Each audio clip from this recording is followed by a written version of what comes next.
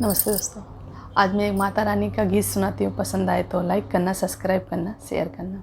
काहे ऋषि आई गयो माई, बतावा तुम्हें कैसे मनाई। काहे ऋषि आई गयो माई, बतावा तुम्हें कैसे मनाई। कैसे मनाई माई, कैसे मनाई, कैसे मनाई माई, कैसे मनाई। पूजा के विधि नाही जानी, बतावा तुम्हें कैसे मनाई।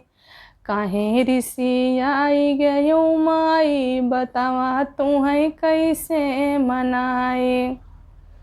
बगिया का फूल मैया भंवरा जुठारे, बगिया का फूल मैया भंवरा जुठारे।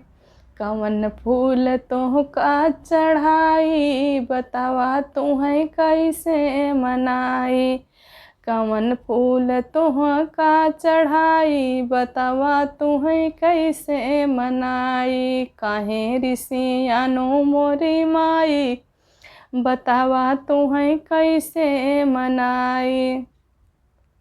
गैया के दूध मैया बछरू जुठारे, गैया का दूध मैया बछरू जुठारे। कैसे के तुम्हें नहवाई, बतावा तुम्हें कैसे मनाई।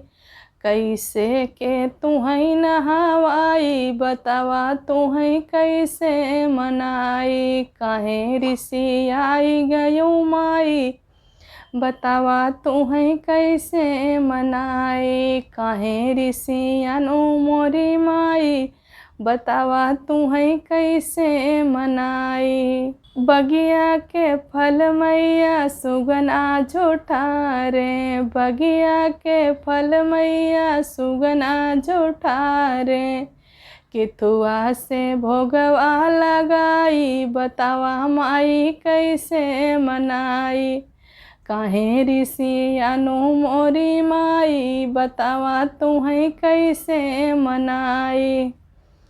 काहे ऋषि आनो मोरी माई, बतावा तुम्हें कैसे मनाई। कुआं के जल मैया मछली जुठारे, कुआं के जल मैया मछली जुठारे। कैसे के धैर्या बढ़ाई, बतावा तुम्हें कैसे मनाई।